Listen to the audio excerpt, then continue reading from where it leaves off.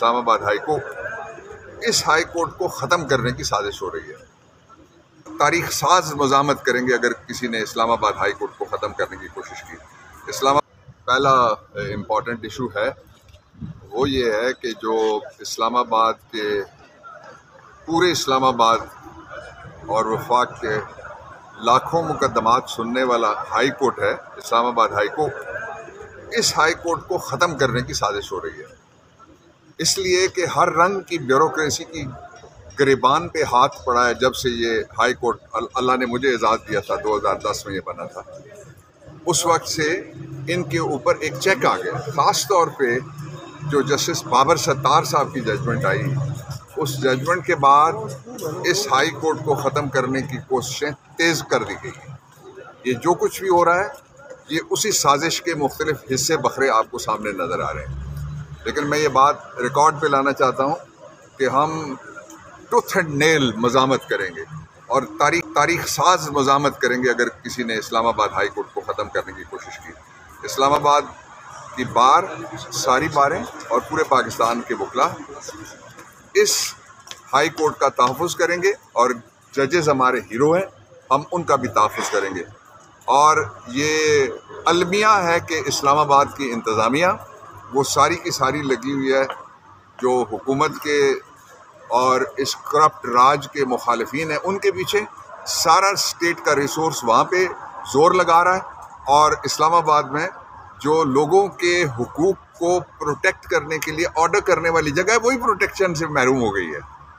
और आप देख लें कि क्या सूरत हाल सामने आई है। दूसरा जो इम्पोर्टेंट इशू है वो ये है कि पाकिस्तान में आपने देख लिया कि इस गवर्नमेंट के पास कोई प्लान नहीं है जिसके ज़रिए से वो कोई मिसाक जमहूरियत के बाद वो मिसाक मईशत कहते थे। और उस मिसाक मईशत का सबसे बड़ा सबूत ये है कि एक ऐसे महकमे की मीटिंग में चौथी बार वज़ीर-ए-आज़म बनने का ख्वाहिशमंद बैठा है, जिस महकमे की मीटिंग में अप्रूवल दी गई है सोटू से कि जो 350 बिलियन रुपए का हमारा वॉल्टन एयरपोर्ट है लाहौर का, उसको 50 बिलियन में बेचा जाए। आप देखेंगे पीछे जिस तरह से पहले भी इन्होंने जो कुछ ख़रीदा, बैंक थे वो भी ये खुद ख़रीदते हैं आगे फ्रंट में कंपनी रख के, तो वो ख़रीदने की कोशिश कर, यानी वो इस कदर लुढ़क गया, गिर गया का लफ्ज़ में नहीं इस्तेमाल कर रहा, गैर पार्लिमानी हो जाएगा, लुढ़क गया इस कदर खाई में गिर गया है कि वो एक महकमे की मीटिंग में जाके बैठता है। और उसकी वजह वो जो 350 बिलियन US डॉलर का है, वो जो प्राइवेट एयरक्राफ्ट ओनर्स एसोसिएशन है, हम उसके मुतालबे की हिमायत करते हैं कि ये कोड़ियों के भाव इस मोल पे नहीं बेचना चाहिए जो वॉल्टन एयरपोर्ट है। तीसरी इम्पॉर्टेंट बात वो ये है कि मुझे उम्मीद है कि जल्द सुप्रीम कोर्ट ऑफ पाकिस्तान में फुल बेंच बनेगा। और मुझे साथ ये भी उम्मीद है कि ये फुल बेंच रोज़ाना की बुनियाद के ऊपर समाअत करेगा, इसलिए कि जजेस के लिए पाकिस्तान में माहौल गैर महफूज होता जा रहा है।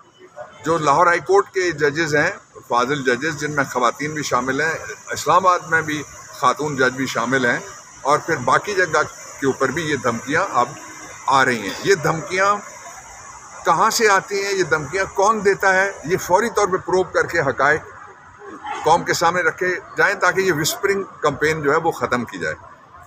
और आखिरी बात यह है कि पाकिस्तान में दुनिया की तारीख़ का सबसे बड़ा और बदतरीन क्रैकडाउन सोशल मीडिया के ऊपर आया हुआ है। और शर्म आनी चाहिए, हया आनी चाहिए, गैरत आनी चाहिए उस गवर्नमेंट को जो खड़े होकर यहाँ पे ये कहती है कि सोशल मीडिया पे हमने, बाहर कहती है हमने पाबंदी नहीं लगाई, और फिर उन्होंने आपके ऊपर पाबंदी लगा दी है। हम इस पाबंदी को भी नहीं मानेंगे। इस सारी सूरत हाल में से निकलने का सिर्फ एक रास्ता बचा है। ये तो आपने देख लिया, ये गवर्नमेंट रिस्टोर नहीं कर सकती इकॉनमी, ये एतमाद बहाल नहीं कर सकती, इसलिए कि 336-40 की असेंबली में 17 सीटें, कोई कहता है 25 सीटें, आप 26 लगा लें, 26 सीटों वाले बैठे हुए हैं जब हुक्मरानी के लिए, जहां 171 सीटों की ज़रूरत होती है, तो यही हाल होना है। इसलिए फौरी तौर पे नए इंतखाबात का ऐलान किया जाए। नए इंतखाबात नई उम्मीद लेके आएंगे, नए इंतखाबात इमरान खान को लेके आएंगे, और नए इंतखाबात पाकिस्तान के लिए एक तहफ़्फ़ुज़ का माहौल लेके आएंगे। वरना ये जो इलाकाई जंग है, इसमें लोग धक्का दे रहे हैं आहिस्ता आहिस्ता।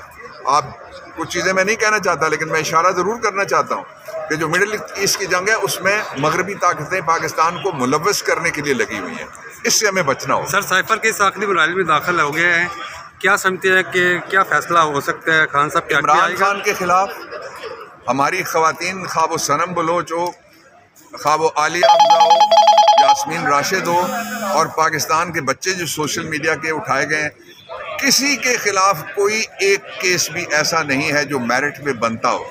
ये सारे केस पाकिस्तान के निज़ाम इंसाफ के लिए निज़ाम शर्मिंदगी, और ये एक सितारा स्याही है जिसको फौरी तौर पे स्याही को धोना चाहिए। बहुत शुक्रिया।